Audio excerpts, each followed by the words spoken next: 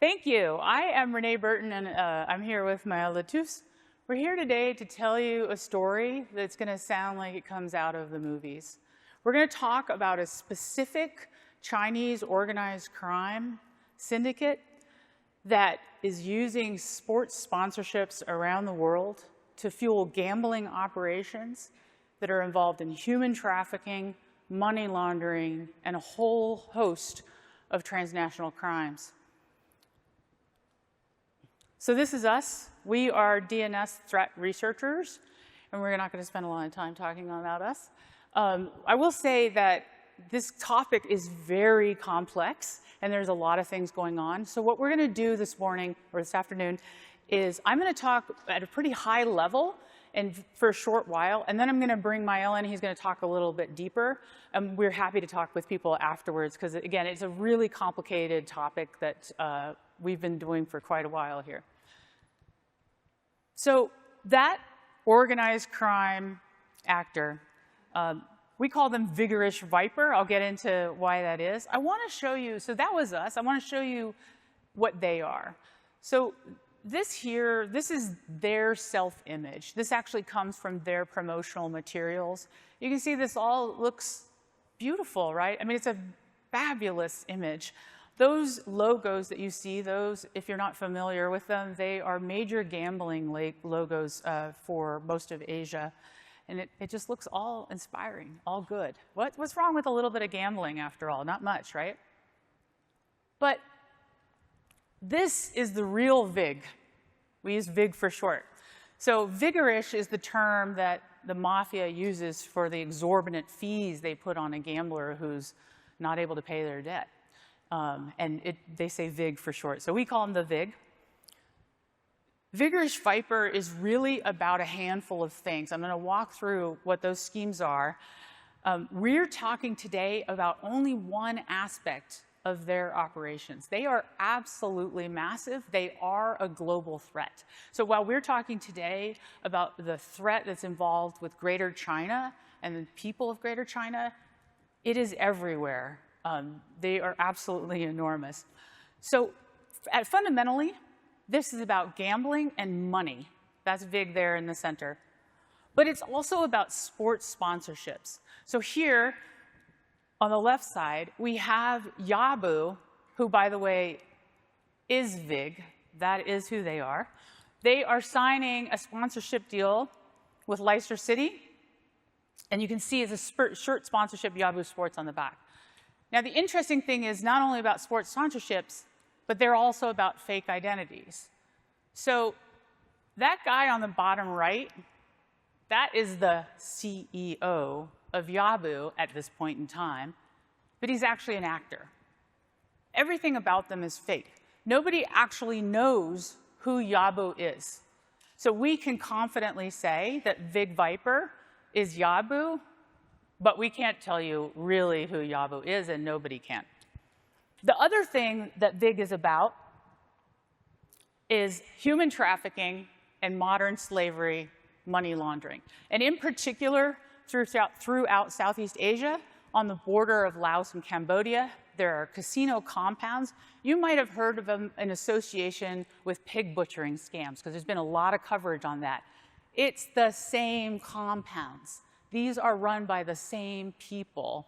Everything is all connected. So while we in the industry love to talk about pig butchering, investment scams, it really is all connected back to the gambling schemes that they're doing. Okay. It has gotten a lot of traction. It may have gotten that traction because of the investment scams, frankly, but it has gotten a lot of traction over the last couple of years, and there is momentum going on. So we released a huge 76-page paper on July 22nd, and that same exact day, coincidentally, President Marcos of the Philippines said, "We are stopping our offshore gambling licenses. We're just going to full stop it." And the reason we're doing that is because it's human trafficking and money laundering and all kinds of evil things. So these things are called POGO. We'll talk a little bit more about that later. But POGO is just one way in which people can get a sense of legitimacy from the Philippines to run their offshore gambling It's probably not going to actually stop anything, but it is showing that there is a major force not coming just from China, but from the entire world to push people to stop this kind of activity. So what is it all about? It's organized crime. So it's only ever about one thing: money. Money, money, money. So this is $1.7 trillion economy, illegal gambling alone, not legal gambling. That's 3 times the illegal drug economy. And the people of Greater China are estimated to make up 60% of that economy. So that's like $800 billion. You might want a piece of that. And Vig Viper definitely wants a piece of that. So I'm going to walk you through the high-level scheme of things. I said then Maël will be taking over and talking a lot more about the details. But let's say you're organized crime and you would like to get a piece of that $800 billion that's out there. What do? Well, you have a problem, because gambling is illegal with very, very few exceptions in all of Greater China, in fact, throughout most of Southeast Asia. So you need to figure out a way to get to your audience. What you do is you create a bunch of shell companies all around the world so that you're losing the ability to figure out who you are, right? Shell company. And then you pop up somewhere that's friendly to fake identities. British Virgin Islands is one of those places that they tend to pop up. Then what you do is you partner with somebody who's allowed to have what's called white label licensing. So a white label provider, and the one we're talking about today here is TGP Europe, but there are others. A white label provider's specific purpose in life is to hide the identity of the business behind it and to allow sports sponsorships. So they facilitate so that an anonymous organization may legally operate in the UK in this particular case. So TGP Europe, you partner with them, you now get to go off and you get your sponsorship with a Premier League team. What does that mean? Well, sponsorships come in a couple of different ways. The one that's most controversial is the shirt sponsorship, front, back, sleeve of the shirt. But the ones that are more impactful are the ones that are being less talked about. That's the ones along the side of the stadium. And then they also have other kinds of sponsorships, which are like tech sponsorships. They can actually change what is seen while it is transmitted. So now I have my shirt. I'm at the game. I got the stuff. I get that streamed back. Illegally, of course, in most cases. So illegally streaming it back to people in Greater China. They see, wait a second, my team, Manchester United, they're wearing this thing in Mandarin. I can visit that website. And in the beginning, they actually had domain names on the shirts. Now they're a little bit cautious of that. They could get to it. But the person sitting in Manchester was like, why is there a Mandarin on this shirt? And I can't get to that domain. Because it's very closely held. It's targeted to exploit people in China. That is what they do. So they come back out. The person in Greater China can get into these websites, and then it kind of goes all the bad ways from there. It's a series of exploitation. They are creating, there are no slides here, but I'll keep talking. So they are able to get into these websites, and then they do a series of lures which draw them in further and further. They bring them into mobile chat apps,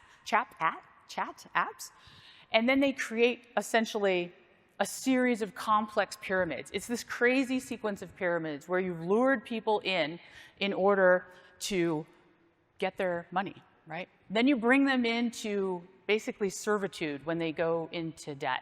It's a crazy, crazy scheme. Okay, so when you do all this, you don't want to get caught. So the technology needs to be good. But you're organized crime, you're pretty rich. So you actually own software development companies and lots of things. So they have remarkable security on their websites. They have mobile chat apps. They have lots of unique encryption. And they do everything they can to make sure that no one can get into it, like ourselves.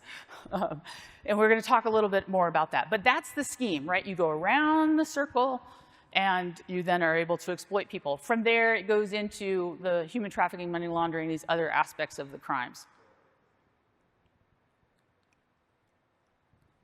I can't change the slide now.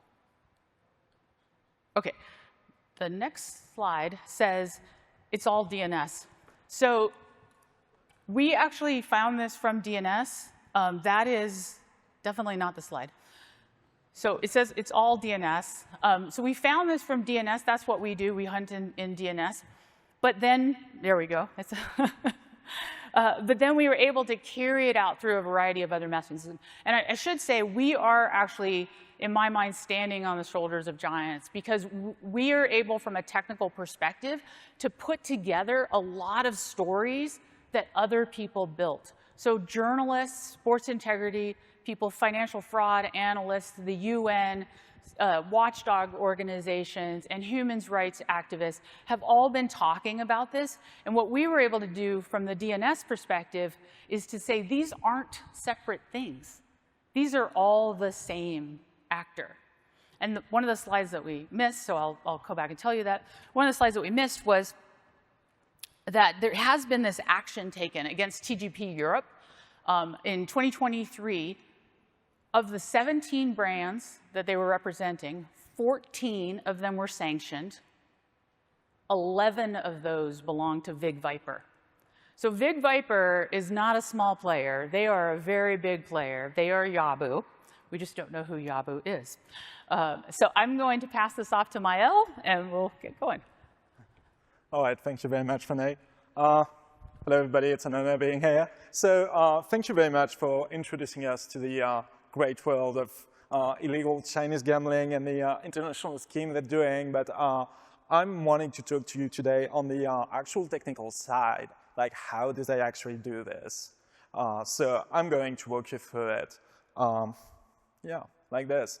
So what happens when you go on a Vig Viper website? 99% of the time, if you're using an IP address that is not in China, you'll get that kind of error message that tells you, hey, your IP is denied. We have geofenced that website specifically to China. So you will not be able to access the website. But sometimes they slip up, and you can still access the website, even though you're coming from the US or you're coming from Europe. So you might start to realize all those websites are almost exactly the same. They all look the same. They provide the same functionality. The only change really is like the logo on the top left that might change depending on their needs. And of course, like the different illustration they have, so the girls are going to change a bit, but it's always roughly the same template. So what happens when you actually get onto the website and start to use it? So you'll start to realize that you'll be able to do all sorts of gambling and all sorts of vices without ever leaving the website. So the first thing they're trying to really showcase is the ability for you to gamble on literally anything, whether that's esports, actual physical sports, NBA, NFL, European sports. You can see on the screen a Uruguayan like second division team. You can bet on literally anything at any time. That's the same for example, right now, the Olympic Games in Paris. So you can gamble on everything you like all day.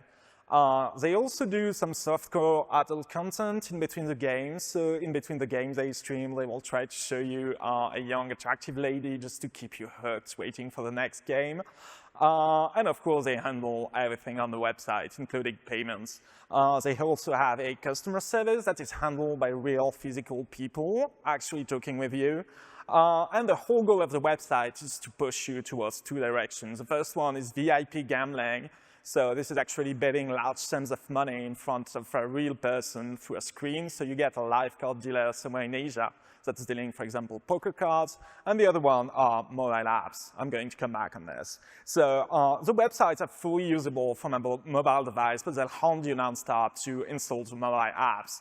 So you may be used to installing apps, the usual way of going through the Apple Store, but actually no, they have a different way to deliver those apps. So Android apps are obviously just APKs, obfuscated APKs with multiple layers of encryption that you just can straight up download and run on your phone if you just bypass every security. But that's a bit different for iPhone. So how do you deliver like an iPhone app without going through the App Store? So what they're actually doing is leveraging the VPN profile and like mobile device management system that is normally used for corporation. And so if you install the app, you have to install that mobile management profile to actually give the group control of your iPhone. So I would absolutely not recommend doing this for obvious security reasons. Then if you stay on the website and if you start poking around, you'll run into all sorts of booby traps. So if you're not using the mobile app, and even if you're using the mobile app, you get a lot of those kind of puzzles. So this one is simple because it's only sliding, but some of those will, for example, ask you to type Chinese characters or to define Chinese characters. So if you don't speak Chinese, that's going to be a bit complex for you. And you can see on the right that the same was like, hey, your IP address is geofenced, but it's actually faked. If you like stay on that page for a couple of seconds, it actually take you to the real website. But if you're using an automated scanning tool, to just end up there, so you think the website is unreachable. That's not the only defense they have. One of the big layer of defense they have is a massive 300 megabytes WebAssembly application that is dealing with calling the backend and actually handling all the encryption. So as you browse through the website, you'll see constant queries down to the microsecond from between the backend and the front end, and those queries are run through an API that is called Cytail. So it's a reference to an old ciphering tool. As far as I know, this is the only time I've seen that in a while. So they have been doing this in the backend to check for your behavior, but also check that you're not tampering with the data, especially odds data, as it also gets streamed in real time back to the website. So obviously, reverse engineering 300 megabytes of WebAssembly is not something I'm willing to do, even for fun. So yeah, it's literally designed to prevent tampering into the website. So you can see on the left a large outline of what they're doing in terms of layered defenses. So you have multiple layers of fingerprinting, and you have multiple layers of geolocation routine that are able to detect quite efficiently where you're coming from, if you're using a VPN, if your mobile device is real, if your non-mobile device is real, tracking your mouse movement, tracking all sorts of captures and sensors, timing complex JavaScript queries to make sure that you're not emulating software, you're not running, an Android box in VMware somewhere. So you can also see their geolocation possibilities. So they have somehow a lot of insight in specific Chinese universities using specific internet egress points, while the rest of the world is usually crammed into large categories such as Europe or Asia. So that is extremely interesting to see that kind of extremely fine-grained geolocation. But yes, basically multiple layered defenses, making analysis and reverse engineering really hard. Like they spend a lot of time trying to do this. So another thing you'll notice trying to reverse engineer the website is that you have large arrays, large encrypted arrays stored everywhere. So it took me a bunch of time to be able to find the keys, to decrypt the arrays, and to understand what they were used for. But basically, those arrays are domains. So yet another layer of domain, beside all of these gambling domains that are actually serving odds data, matches streaming, third-party CDNs, et cetera. So multiple domains calling to multiple domains. And if you're not in China, those domains change. And if you're in China, that list of domains is also going to change to just point you towards specific CDNs for China, for example. So how did we catch those guys? So we catch them through DNS CNAMEs. So we mentioned, like Renée mentioned actually, that everything is DNS. And yeah, exactly, everything is DNS.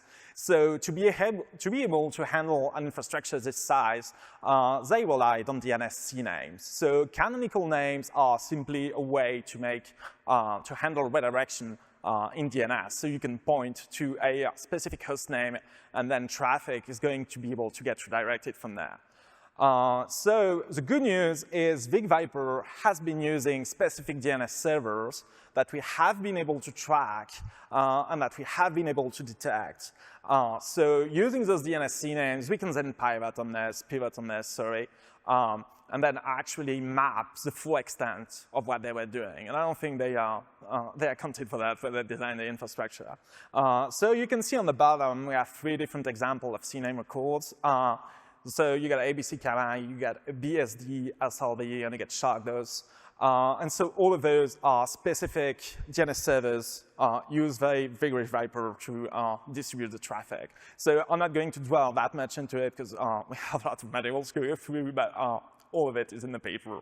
So the question is still, who is doing this? You know, who would create hundreds of thousands of identical websites on multiple providers, multiple registrars, using multiple sorts of DGA and RDGA domain generation logic, and just like host them on the internet and rotate them constantly? Who would do this? Like, who would spend the money and the time and effort to do this when probably 3 or 4 domains would suffice if you were doing legitimate business somewhere? So I need to introduce you to Baowang. So I'm sorry, I don't speak Chinese, so I'm probably butchering that word. But Baowang means full internet package. And so those are organizations that are dedicated to giving you key in hand a gambling website. So you just have to front the money. It's about 10 grand, and then you get a gambling website tailored to your needs. All you have to do then is find a way to direct traffic to the gambling website, and you just rake in the profits. So a Baowang will do absolutely everything. So they'll design your logo, they'll design your mobile apps, they'll deal with DNS records, they'll deal with hosting. They also offer bug bounty programs. They also handle security, like they offer you Ethereum if you find bugs in their code, or if you find a way to hack into it. You also have access to different financial dashboards to make sure people get paid depending on where they are in the value chain. And you also get like a security dashboard. And you also get customer service on top of this. So you can see on that picture, it's actually a promotional picture from a Baowang explaining all the different services they're using and like all the tech stacks they have been deploying to be able to do this. So when I say they help you set up, that they even front you the money if you don't have the money right now to be able to do this. So you can see another promotional image from a different Baowang.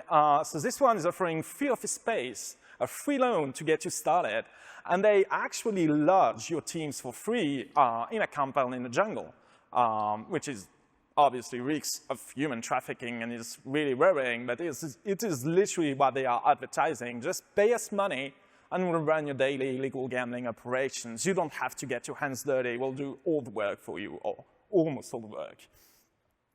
So they manage the people, so they actually hire the individuals involved in this. So they hire, for the glamorous part of the business, the VIP girls dealing cards all day. So this is actually like a TV set. You can see the cameras on top. So those ladies are just dealing cards all day in front of a camera to get people to gamble on a computer, but they also deal with the not so bright side of that business and the actual human trafficking side. So on the bottom, you can see it's a compound that was recently discovered in Cambodia. So you can see barbed wire, and like people are literally shackled to the desk and made to work for 18 hours a day doing customer service, pig butchering, or money laundering for those gangs. So Vic Viper was actually created by KM. So they named themselves KM Baowang, and it took me ages to find them because it's so convoluted to look for them, and I'll explain to you why. But now it's easy because they've just added a logo to every website. So it's a lot easier now to see that all those websites have been run by KM Baowang. So you can see, once again, absolutely real people. They will name Jack Green, and they're all like looking extremely white. And there's even ladies in the mix. And the same for Kevin Mello and Roland Terry. So those two people are actually stock pictures. So of course, they do not exist. They do not exist at all. But KM has many different names. So it took us quite a long time to find them, just because they keep changing names faster than rotate phone numbers or IP addresses, actually. So you can see another promotional material that they have with a bunch of different brands they have set up. So you can see AIX, for example, which is big name in illegal Asian gambling. But they have been using all the different logos throughout the years to actually make it so much more complex to be able to track them. So sometimes they call themselves DB Gaming, sometimes Panda, sometimes AceKG, and sometimes Ponymoo or PM.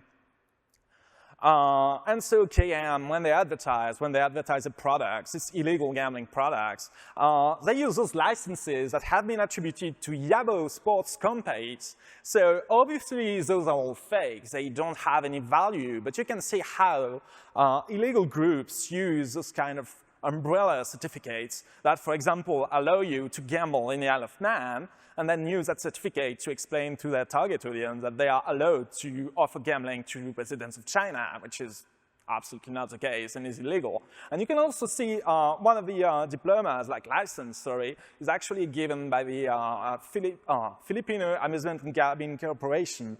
So this is literally a pogo that we mentioned before. The connection in the Philippines for illegal Chinese gambling is major. And a lot of those groups actually are based in the Philippines, KM/Yabo included. So it's kind of odd to see KM that has no relationship with Yabo whatsoever, use this kind of, this kind of licenses because Yabo has been dissolved. Most of the people involved with Yabo have been arrested in China back in 2019, and there have been like massive waves of arrests. So Yabo doesn't exist anymore, right?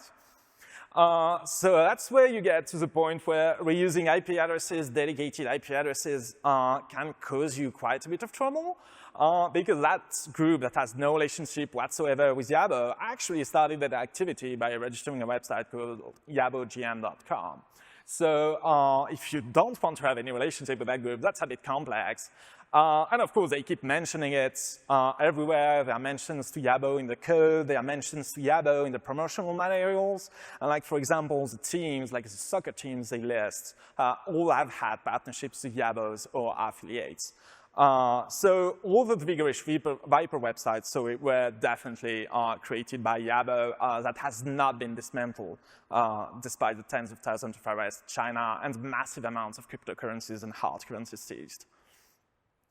So KM, aka Yabo, is actually really good at what they're doing marketing-wise. So they even published a guideline. So after that show, you'll be able to download their whole guideline PDF in full. So they actually explain to you the whole process to running an illegal gambling website if you're targeting a Chinese audience. So it starts with choosing a random domain name, and then it tells you all the tricks they use, especially including never registering or using DNS servers in China, because obviously you have to register with the state and it causes issues in the long term. And they even use this opportunity to also attack other biowangs that, for example, have been using numbers, and to tell them, no, remembering numbers is hard and people are not going to be able to do that. So be careful about your marketing when you're running an illegal gambling website. So to end this presentation, here are the 3 key points I was really trying to drive home. So the first one is that threat intel is not only malware. Cybercrime and actual physical crime have a lot of overlapping connections.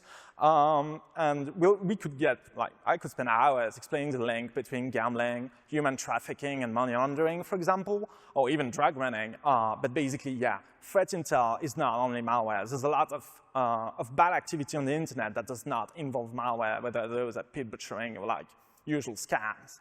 DNS is extremely useful to track infrastructure, to track massive infrastructure. Once again, this is hundreds of thousands of websites, all connected by a single point, which in that case was DNS. But you can only do that at that scale if you're really close to the wire and really close to what you're trying to listen to. And then organized crime syndicates are really good at what they're doing. I mean, they have a capitalistic incentive at being really on top of the game, at thwarting the competition, and at being better than investigators, than law enforcement, and whoever wanted to pick into their website. So really, this is some of the best defenses I've ever seen on my website, and I've been doing that for quite some time now. So those guys are not just grunts or drug runners or drug dealers, but they are actually capable individuals, but also extremely capable businessmen and lawyers. They are able to do that unabated. It's also because they have the means and the connections to register tens of shell companies and rely on a shady networks of lawyers, shell companies, and third-party companies in tax havens to enable them to do this. So once again, everything is connected. Like cyber world, cyber threat world, and actual physical threat world. you have to understand the two at the same time, I think. All right, so we still have a little bit of time left, so we might be able to take some questions. And otherwise, you can come speak to us at the Warp Room or contact us at our booth, which is number 2540. If you're also curious to know how does the polyfill hack actually fits in that story, you might be surprised, but it is actually heavily tied to Chinese gambling as well and to this whole voucher economy. You'll get the answer on a booth or just by coming and speak to us. So thank you very much for your time and attention. Thank you very much, Renée, as well for your participation. And if you have any questions, please, you can come to the mic and we'll get you heard on this. Thank you very much. Thank you.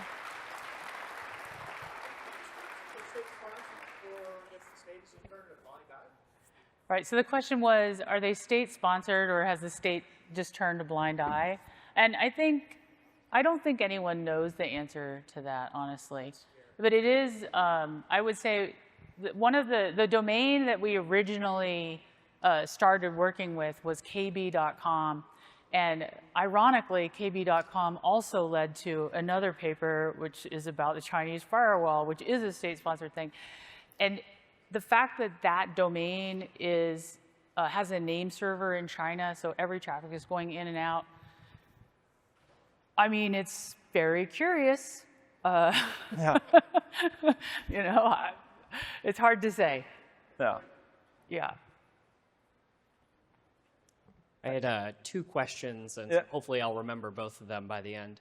I'm not at all an expert on China, so excuse my massive ignorance with this question, but I do know that, you know, for the vast majority of China, there are very few opportunities to invest, and so that's why you have the massive purchasing of real estate, where that's one of the few opportunities. Yeah. I'm curious with, you know, the more you dive into this, is this really like, you know, maybe average citizens that are looking to, you know, take a small nest egg and put it into something that can build into a greater investment, and that just happens to be a massive illegal gambling operation? So there's a bit of that. I would not give financial advice for people to like gamble, to like save money. Going on Shark Tank here. But yeah, there's a bit of that of like, people actually don't know what to do with their money. Like the average Chinese citizen is getting richer, and he doesn't have that much opportunities to spend that money as he wants. So yeah, of course, that money is going to pour into somewhere, whether it's, you know, U.S. real estate or Chinese gambling. One is probably more affordable than the other one, but yeah. And then the second question I had was, you know, at the end of the rabbit hole here, you know, with all the different sites, you know, were you able to determine, you know, what percentage or any information on who's hosting this? Is it bulletproof hosting, you know, classic, or is it here in the their US? Technology. So yeah, to be clear, I think that's a great question. Maybe we also spoke too fast, right? So Vigorish Viper owns all the things. Oh, so they own hosting. everything. Yeah. They are the developers. They are the hosting providers. They are the DNS providers. They are probably the cryptocurrency provider. They are the logo provider. But actual hosting is done commercial on like Amazon, Google, Microsoft platforms, or specific ASNs that seem to be dedicated to Chinese gambling. But there's no like one way to catch all of them. It's like multiple points of redundancy. Thank you very much. Absolutely. Thank you for the presentation. A lot of cyber criminals use false flags in their operations, especially like ransomware authors in Russia. They're known for misdirection. So I'm curious, when you're investigating domains or DNS, like what kind of cross corroboration were you able to do to kind of like be certain that the same group is behind it? So basically, we use the mix of clues in the code itself, like the different websites, clues in the format of the APIs they're using, the fact that they were also reusing the same encryption keys and the same like third-party API keys. And then on top of that, you get all the work that has been done by investigative journalists, and then all the DNS work. And so you start taking a look at the picture, like walking back, and start to see that everything's connected. So there must be a reason for it. And once again, the scale of it is so big that nobody would bother like creating 400,000 fake websites over the course of 10 years just to mess with the country, I don't think. Or because of the technique that the definitely. Thank you. Go ahead. Hi, how are you? I'm a journalist from Argentina, and I've read that our national soccer team, or football, whatever you want to call it, signed a contract with Yabo and Vigorish Viper. And when I was talking to a colleague in my newspaper, they told me, why do they say we believe it's Vigorish Viper is Yabo and is managed and they are merged? And I'm thinking the answer is that levels of attributions, it's a difficult task in threat intel. So you manage to talk in this language that with a high level of confidence, you believe they are beggars, but you cannot say 100%, right? Oh, 100%, 100%. So I think what happened is when the world goes out into the press release world, we start to pull back our language. 100%, this is Yabo. Yeah. There is zero doubt. Okay. There is absolutely zero doubt about it. Unlike other intel things I've done, I spent 22 years at NSA, right? So other things I might couch on. Yeah. There is no doubt. Okay, about so this. I might want to talk to you after this because you are giving me an awesome headline for my Thank you. My question's similar to the other one the guy asked, but how much crossover or integration are you seeing with other, like with Russia, North Korea, Iran, Cuba, like other axis of evil countries? It's not just China, but partnerships. Evidence do you have for that? What are you seeing? Yeah, on that level, it's like Asian. So it's like Taiwan, it's like Southeastern Asia, it's China. It doesn't go much, and then it goes into Europe and like tax havens. So for example, you have companies in Cyprus, in the Isle of Man, in Belarus, in Dubai, that kind of stuff. But it's mostly run by ethnically Chinese people or Chinese-speaking people. It's not. There are Russians, though. There are Russians probably financing the operation, dealing with cryptocurrencies, etc. But it's kind of hard to know, how much they're involved. But they certainly don't run the day-to-day basis, like day-to-day operation Chinese. I don't think they do. But you don't see like a digital paper trail crossing over to Moscow or to... Nah, we've seen like that's interesting. Specific individuals, but that's interesting. Yeah. Okay, thank you. I'm curious about why they use human trafficking. Do you think that is a requirement for this entire cycle? Or as in, if these countries, Cambodia and Laos and Philippines, managed to stop that on their own, do you think this whole thing would go away, or would they just take out the human trafficking aspect and I guess pay people fair wages for the online gambling? I don't think they're going to pay anyone fair wages, that's for sure. So definitely not slavery, whatever the next step up is. Yeah. So and we don't usually do attribution, right? In DNS, we're like usually high level, high volume. I'm not an expert in China. Maël is more the expert here. But from what I've seen, talking to the journalists and everything, a lot of it is in order to pull in the Chinese people, you want your customer representatives. They want them to be native Chinese people. So even if you're reading in the newspaper, you will have seen these things like they were trafficked from other parts of Southeast Asia and even like India, but they're actually Chinese natives who were offered a job, or there was a sextortion or this or that, and then they get to those countries, their passports are taken, they're taken to these casino compounds, which are now just slave compounds, and then because they're native Chinese speakers, they're able to give this customer support. Maël actually interacted with them, and they're not AI. Definitely Chinese. Definitely Chinese. And then they use them for the pig butchering a lot. Yeah, and then to recruit other players as well. Like when you have a debt, suddenly, how do you pay your debt? You need to recruit people to gamble. Oh yeah, we forgot about that part. So like when you're in this world and you've gone into debt, now you've got the VIG on you, the exorbitant fees. So what happens is you have to become an agent. So this is what I was talking about, all the pyramids. So now I owe money, so now I become an agent. So I start running a chat app, and I recruit other people, and I get a portion of their loss towards my debt. And then that just keeps cascading down. And it's all heavily encrypted and carried forward. So it's like Amway. Yes. Yeah, basically, yeah. Yes. A bit more scary maybe, but yeah. My question is, I mean, we're pretty familiar with, the Russian authorities tolerating Russian cyber criminals as long as they don't target Russian speakers. This seems to be the opposite. You're getting at least partial tolerance of this by the Chinese authorities, even though these criminals are targeting Chinese, ethnic Chinese and Chinese speakers. It seems like there's obviously a partial crackdown, but I think if the Chinese authorities really wanted to get serious, they could wipe these people off the map. Why do you think that is? It's an interesting inversion of what you would imagine would be the case. Yeah. So there has been links for decades between Chinese authorities and organized crime. So for example, Alvin Chao, who's been arrested recently, like for decades, had a privileged position that was literally handed to him by the Chinese government. So I literally don't know. I don't know the nature of their relationship, and like it's a bit of a black box to me, like China's internal policy. The Great Firewall would block this stuff, but clearly. Yeah, and actually they account for this because what you see and what you get is identical all throughout the world, but the domains are completely different if you're in China. If you're actually physically in China, you get like a different set of domains. So Big Viper accounts for that, and I don't know why or how they do that. Thank you. Well, thank you, everyone. We really appreciate it.